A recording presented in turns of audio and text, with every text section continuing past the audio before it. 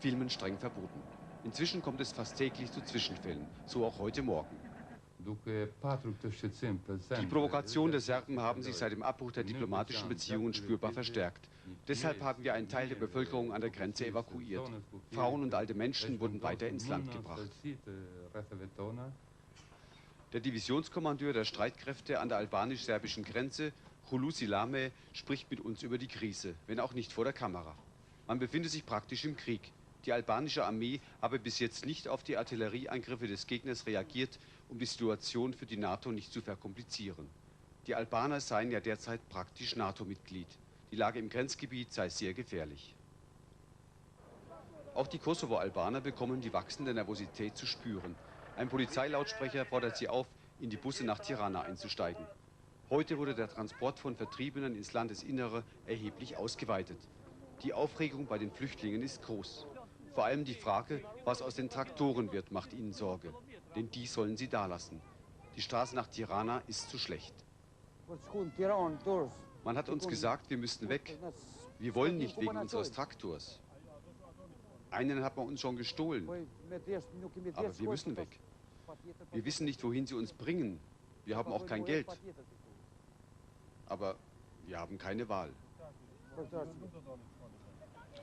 Die Busaktion wirkt nicht wie eine bloße Verlegung von Flüchtlingen, sondern eher wie eine Evakuierung. Selbst wenn die UN-Flüchtlingsorganisation darauf hinweist, dass es auch darum geht, Platz für neue Flüchtlinge zu schaffen.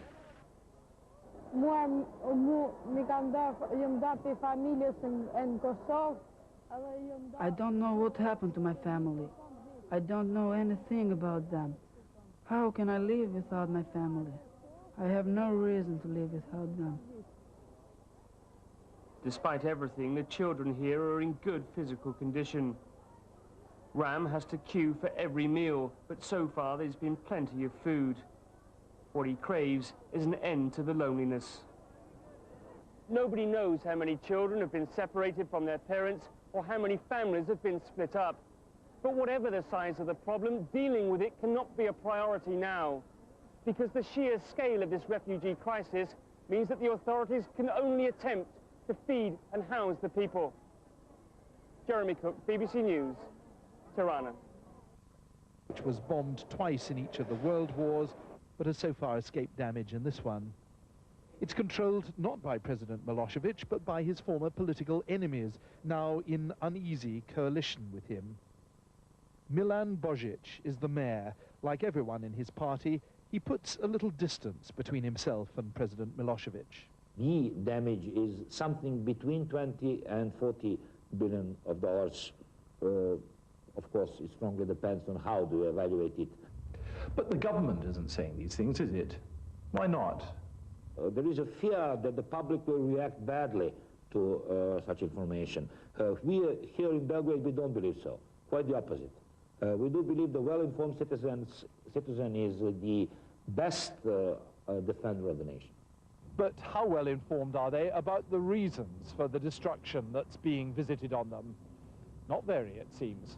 NATO insists that ordinary Serbs aren't its target. Yet it's taken an entire month to start hitting at the interests of President Milosevic himself, like the party offices in the building behind me, for instance. Life is harder and more expensive, yet Yugoslavia is self-sufficient in food, and only citrus fruits are in short supply at present. NATO doesn't want to hurt ordinary people, but it does want them to turn against their president. It's a fundamental contradiction.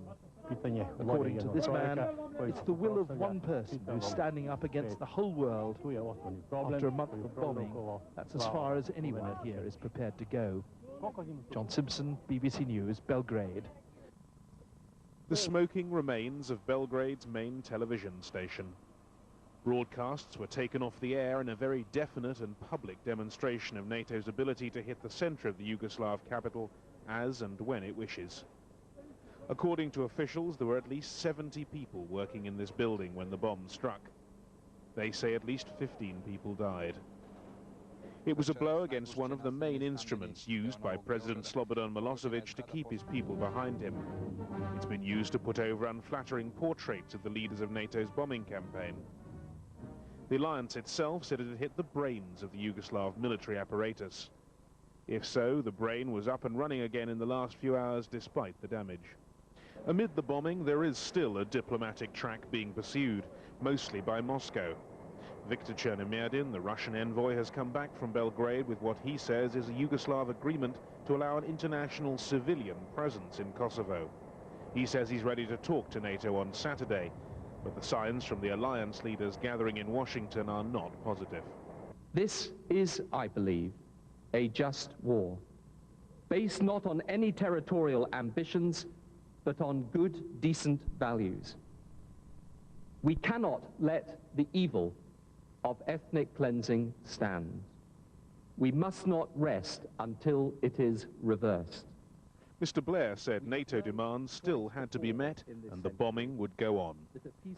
Alliance leaders coming together for NATO's 50th anniversary meeting are struggling to maintain a united and resolute front in the face of President Milosevic's attempts to concede just enough to make the more doubtful members begin to wobble. Members like Greece, where the popular mood is becoming increasingly hostile towards the air assault. Demonstrations like this are a regular occurrence in Athens. Even the slightest concession from Belgrade will make it hard to convince the population here that the war can't be brought to an end. Roger Hearing, BBC News. The thousands of refugees in Macedonia want an early end to their exile, hoping that the NATO summit 4,000 miles away in America will signal a shift in policy. As they use the communal washing facilities at Barajda camp, they believe that only the deployment of NATO ground forces in Kosovo will drive the Serbs out. These people haven't been able to clean themselves properly for weeks. All they want is to return to the homes they've left behind. Ahmeti Muharrem and his wife are amongst the many who've had to flee. Ahmeti was a politician in Kosovo. He thinks NATO will have no alternative but to launch a ground operation to liberate his homeland. In my opinion, ground troops should move in next week, though it looks like it's going to take months before that happens. What's the point of intervening then, when we will have the whole Albanian population pushed over the borders and cleansed from Kosovo?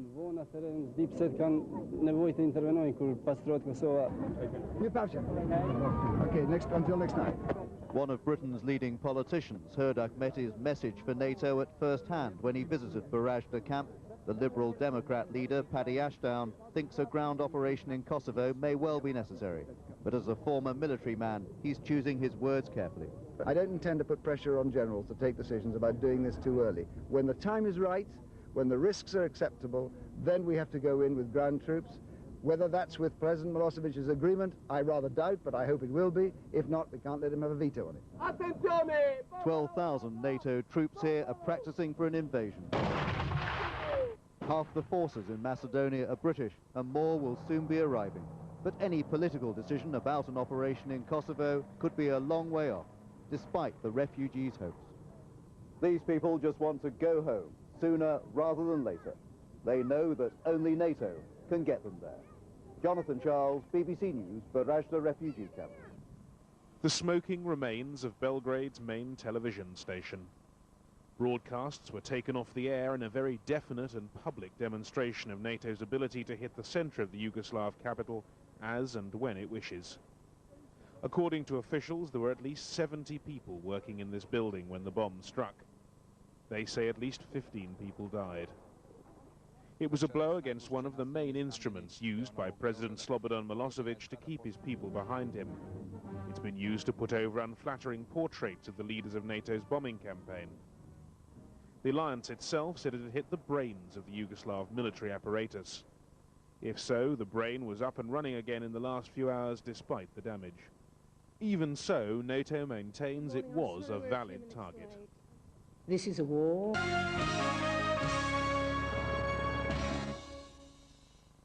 Shikues nderuar, mirëmbrëma. Gjatë luftimeve të fundit, njësitet e ushtrisë çlirimtare të Kosovës në zonat e ndryshme kanë vrarë 10 pjesëtar të forcave armike. Ushtria çlirimtare e Kosovës vazhdon të forcohet me rekrutëri, ndërkohë që ushtarët serb po dezertojnë masivisht.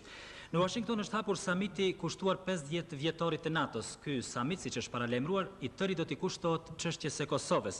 Në të merr pjesë edhe presidenti Mejdani. Zyrtarët e NATO-s dhe të Pentagonit po studiojnë seriozisht planin për një sulm toksor kundër forcave të armatosura serbe.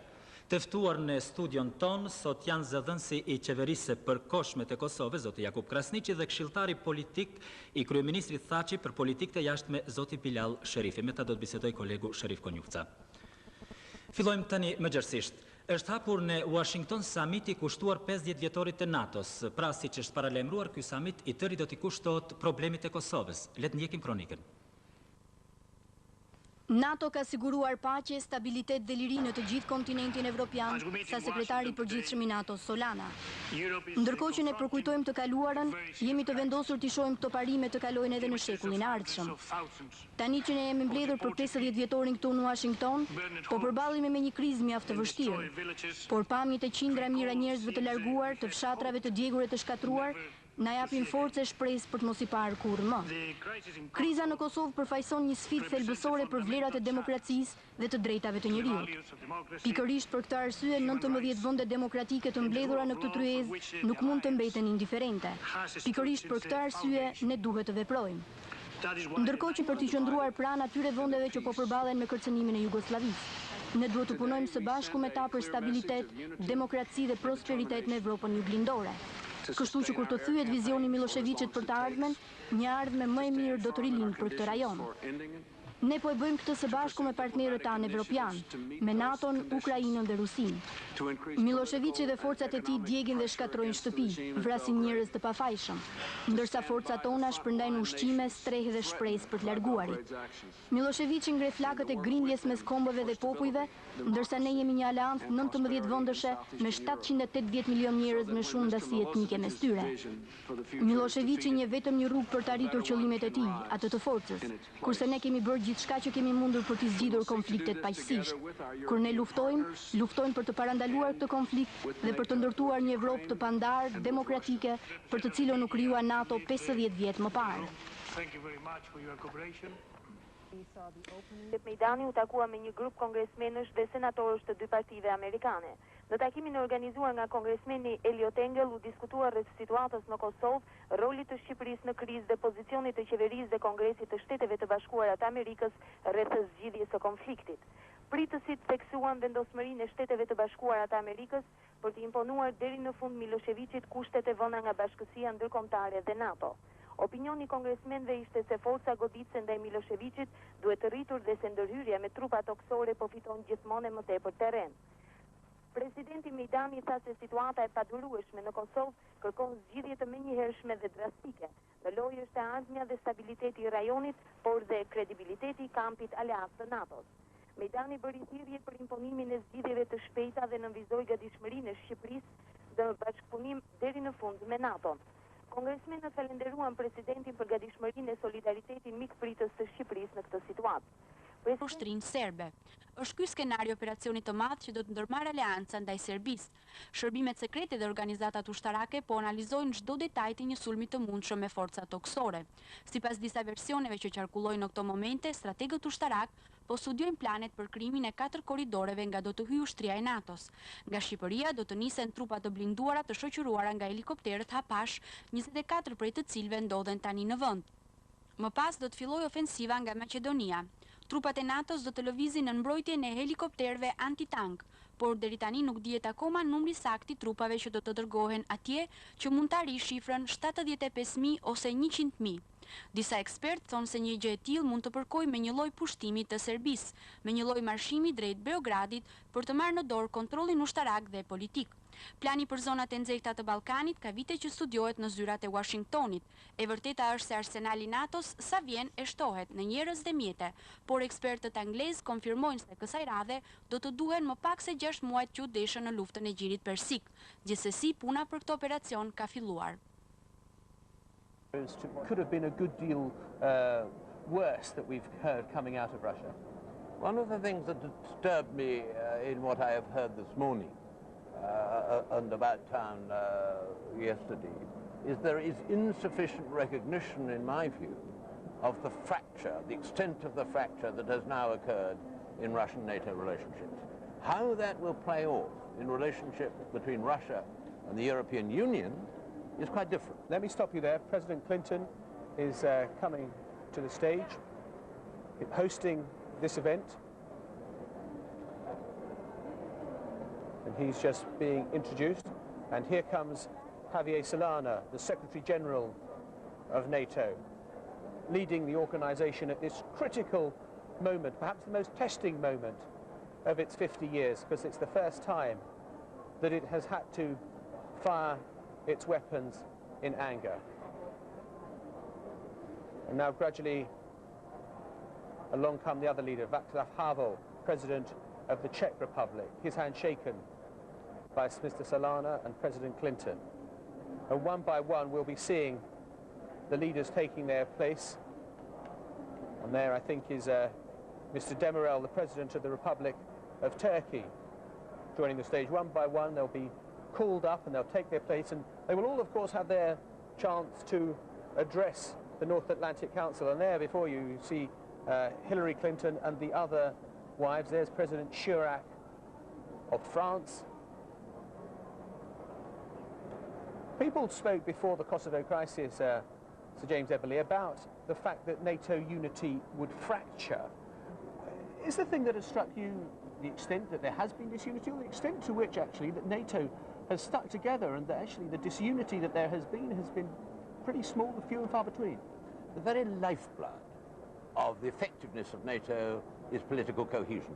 And it's been very clear this morning in the remarks of Robin Cook that there has been great emphasis placed that cohesion is still there, and I believe that is so. That doesn't mean to say that there aren't disagreements in the background, but the presentation of an entirely united NATO is vital to its success. But do you think that the pressures and strains are showing in the way that the Kosovo operation is being conducted? Or do you think that there is a solid core of belief there, and that they have been able to push this through in the manner in which they would seek to? There is certainly, for the public face, complete support.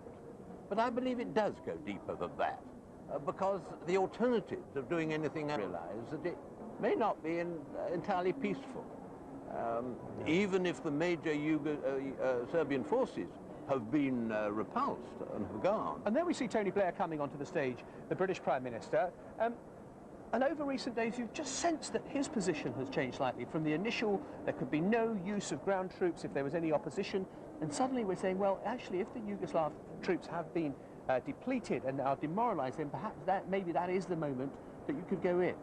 I think there needs to be a certain amount of clarification. There's bound to be questions asked after the event as to what the military advice was originally offered with respect to the chances of the air campaign by itself achieving the NATO's objectives. And I think there was over-optimism, and we didn't assess sufficiently or correctly the degree to which Milosevic was prepared to take damage, penalties, and not give in. Look, so we see there Massimo D'Alema, the Italian Prime Minister, coming onto the stage there. Now, I should imagine he is the man who's probably felt the most pressure over this, because, of course, Italy and the neighbouring country, the planes are going from there. I mean, it must be a pretty uncomfortable period for the Italians, wouldn't you think? The Italians are very much a frontline state in this particular case, and you're right. It's an uncomfortable position, particularly as Italian politics have always been a mysterious art to all those who are not Italians. And the last person, of course, we saw going onto the stage there was Gerhard Schröder, the Chancellor of Germany. Was it for you, a man who's been around, as you said, for a man over 50 years old, quite a surprising thing to see the Luftwaffe flying alongside the Royal Air Force, alongside the US Air Force, or did it make you... The alliance has changed in one way which has not been recognised publicly, I think, sufficiently. The alliance was always one which said it would never be the first to use armed force. It now has. And that is a fundamental change in the organisation. But also, do you think it was right? Did you feel uneasy when you heard that the first air attacks had started? Or did you think, well, at last we're not going to let a humanitarian catastrophe take place on our own doorstep? We had got into the state where there really was no opportunity to do anything else. We had issued so many threats that the credibility not only of NATO, but the credibility of the United Nations in many senses, as an organization which was able to deal with these sort of enormous crises which was happening in Kosovo. And so I don't think there was any alternative but to go on, and there is no alternative, as has been pointed out today, for NATO now to go on and to achieve success. So I mean, a compromise deal, the likes of which we're hearing coming out after the talks with Viktor Chernomyrdin, it would not be acceptable. I'll tell you what, we'll come back to that answer. Let's go into the hall now and hear Javier Solana, the Secretary General of NATO, to mark the opening ceremony. Ladies and gentlemen, 50 years ago, here in Washington, North America and Europe launched a visionary project, an Atlantic community of nations. For 50 years, this community has provided for the security of its members, protecting its nations against any form of aggression or intimidation. But NATO has never been only about defense. This alliance has always sought to promote peace in our countries and across the Euro-Atlantic area. And whenever new opportunities to build lasting peace and stability have arisen, NATO has seized them. Over the past decade, those efforts have brought dramatic rewards. Today, NATO is at the center of a new Euro-Atlantic security architecture as a source of stability and a source of peace. Very much at stake. NATO may, in fact, no longer be the instrument of European security and will become increasingly marginal in the foreign policies of its major members. 50 years ago, when NATO was created, the mission was straightforward, a collective European security alliance. But with the Cold War over, some wonder if there is still a need for NATO. The answers, say the alliance's 19 members, is an unequivocal yes. NATO's fundamental purpose, safeguarding the ideals, interests, and territory of its members, is unchanging. Kosovo is the litmus test for NATO's mission in the 21st century, a mission which began to evolve earlier this decade from one that was entirely defensive to a more aggressive alliance when NATO troops entered Bosnia, a non-NATO member, as peacekeepers. It remains our best shield against external aggression, and just because the Soviet Union is gone, we shouldn't think that any threat of aggression is gone forever. And so while important decisions must be made, at least one of them, the future of NATO, will likely not be decided at this summit, but rather on the battlefield in Yugoslavia. As one senior U.S. official put it, the alliance cannot lose this war. Otherwise, he said, you can kiss NATO goodbye. Andrea Koppel, CNN, at the State Department. NATO has opened its 50th anniversary summit in Washington with pledges by leaders of the alliance to press on with the air campaign against Yugoslavia. President Clinton declared that NATO would fight to see its values prevail in a Europe that was free and at peace. NATO's latest